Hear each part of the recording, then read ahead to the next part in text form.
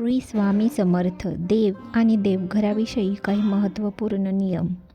Number 1. देवघरात नटराज मूर्ती कधीही ठेवू नये. नटराज हे शिवतांडव नृत्यमूर्ती आहे, त्याने घरात तांडव होण्याची शक्यता असते. नंबर 2. देवतेच्या मूर्ती किंवा प्रतिमा कोणालाही कधीही भेट देऊ नये, कारण देवतामूर्ती भेट देण्याची पद्धत ही अत्यंत चुकीची आहे. याने आपण दुसऱ्या व्यक्तीला धर्मसंकटामध्ये टाकत असतो. नंबर 3. निर्वंश झालेल्या लोकांचे देव आपल्याकडे सांभाळायला घेऊ नये. अशी मान्यता आहे की त्याने आपला वंश खंडित होण्याची भीती असते. नंबर 4. आपला जुना देव्हारा आपण कोणालाही देऊ नये. तो कोणत्या तरी पवित्र झाडाखाली नेऊन ठेवावा. त्याचप्रमाणे दुसऱ्याचे जुने देवघर आपण कधीही घेऊ नये. नंबर 5. देवघरात एकाच देवाच्या 2 प्रतिमा कधीही ठेवू नयेत. नंबर 6.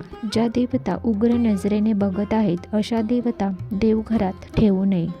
त्या उग्र नजरेने आपल्याकडे बघत आहेत अशीच ऊर्जा घरात पसरत जाते, त्यामुळे आपलेच नुकसान होऊ शकते. नंबर 7. भंग पावलेल्या मूर्ती देवघरात कधीही ठेवू नये. भंग पावलेल्या धातूची देवता किंवा मूर्ती या मात्र मोडून नवीन देवता करू शकता, त्यामध्ये कोणतीही अडचण नसते.